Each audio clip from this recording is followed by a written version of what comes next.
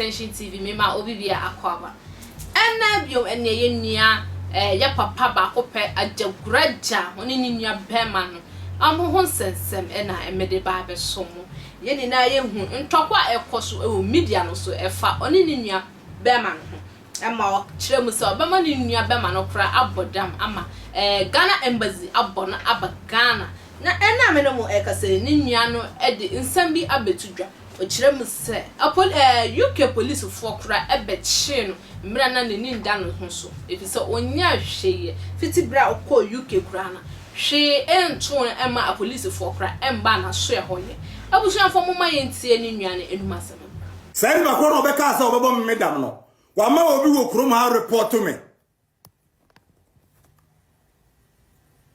tio every say me ba UK me hun to me da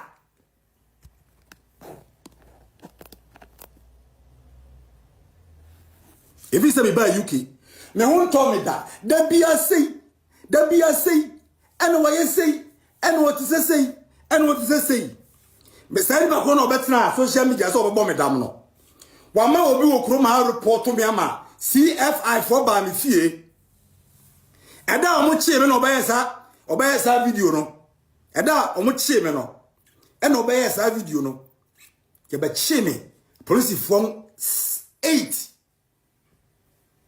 Thursday how much 6:30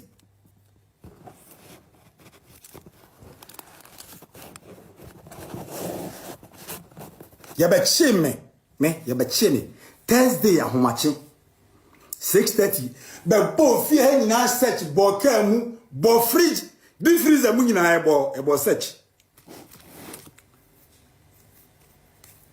men kama kosem na se nipa ti bias na so won kasa nipa ni so wagimi o me report account o mo report account so mu nim se fire na e ba na no wodene tese obeso oye bibia na report me ba Ghana no aka wabeka se ni sunsumu no na me report me ba Ghana but onu ankasa na me se me ba report ba kuma reporting and na say what na say and na say what na say once untimi report obi wo Ghana untimi nyina Ghana report obi wo Ghana ade so mo obi wo krom ha e na report ni pakro no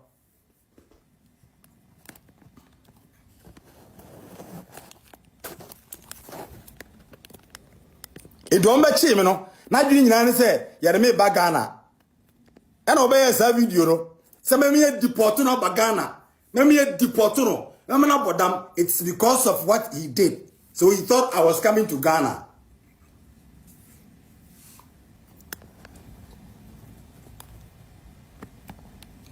acho ene me betom wa sa chire che onye me bia ni so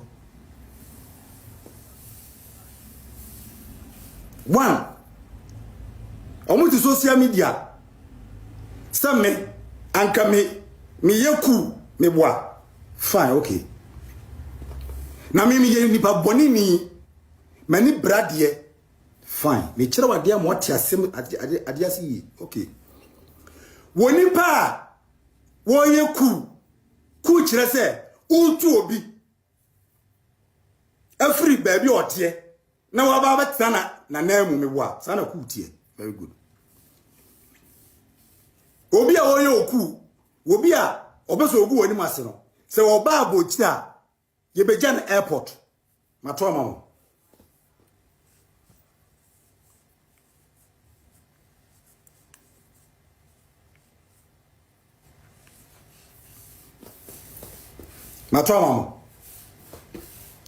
obi a oso won pe wasamu watawo uba koje watamfu ewo airport bi to mama Ghana fo obi ene uba koje na tamfu airport da na me ba be kire ene me ba be kire mu ne ma bia ni so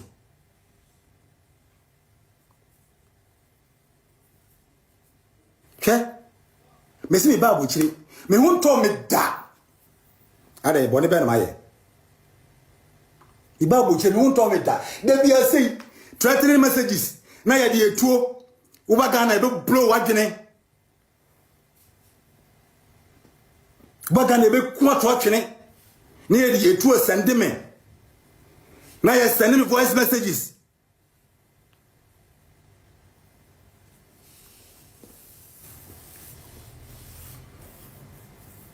Me ti say, o ya de o ti say, what you say. Nipa bonefo no so na wonnenam ko ba bia ba wo. Say nipa na wo so nipa bonini no. Wonna na wonne ko ba bia ba. Ekoye program kra me kwa na medical ko ba bi ekoye program no. Ma ko tutu nyema bibia.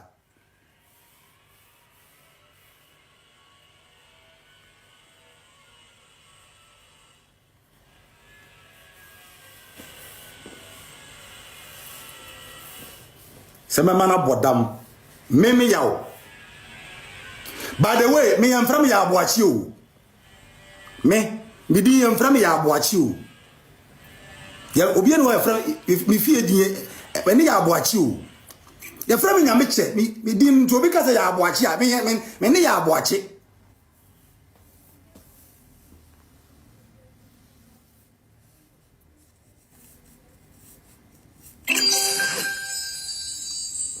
Emo obi an kasa me nipa bonini. Emo obi an kan chem se me nipa bonini. Obetra fidie we se so waso pa me be 2 months ni no obi ehu ni Ghana fo mkuni.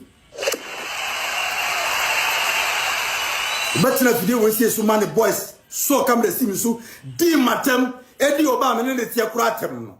By the way, our report to social services and children services. Indian cheva besa vu moleta wo. Brother na o man be ka se ne ba yegi no.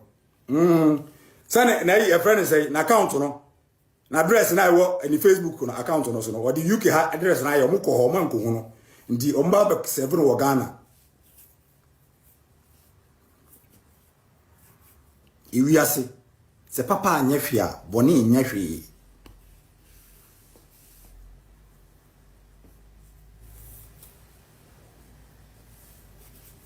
Yetimi send me messages.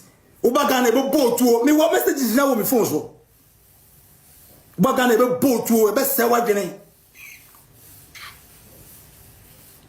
Mumusa ne se boni ben obekan social media. Otimi card kra me dia no. Boni ben am dia no. Me first one am ba social media no. Kame ba social media o. Wonsa Abraham me muhye ne me kasa ntwa so. Kame ba social media o. O man nkola ne send me threatening messages.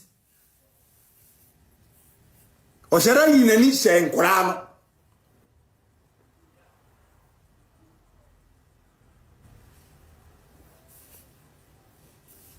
And then ba chirim word for word. Wa shadama ani oba shara ye ashara ahye wosi de gumani mo ase. Say me to UK ha me ya kwankere. Na UK ha etra UK ya kwankere. Aha ye nwa benzem. Umu mo ko adwuma ba wa bere. Na wo ko ya benzem wo hefa. Broni be na mse ko sa na yade. Muntie ni yo Ghana fo. Se me kwa ko se broni yade meme yawo.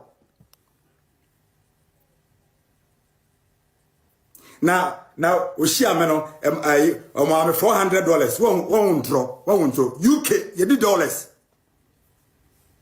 UK ye di dollars UK di pounds entron kwa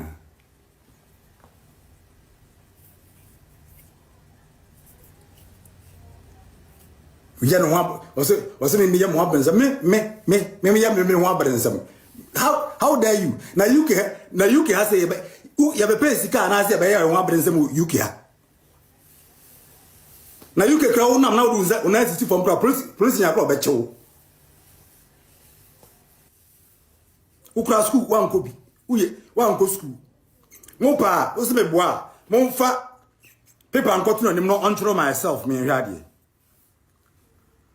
E do so was we university. Mo man mfa university certificate na o say. We university, baby o university, on pass certificate na. Wo de mo mfa paper anko tunu nim na Monka so control myself. My name is so. I am so and so old. I'm so and so of old years. Yes. I come from so and so. Now one try me here. Ebusuafo ene no chiremu a o say ahomache 630 o da wa na police fo baku 8. Chese amu ba na so ye ho. Chese searching de bibia bi. Mrafofo police nso de amu ho ahomete. Chese o carpet asokra no o pe evidence e wo ho. O che ni fridge mu kra na bie. Je unhu o se onim bi ade pote kra na mo hwehwe na nso. One de onim se ondi boni bia. Abusuafo Midi Edi Fatima aha eye Attention TV Makrab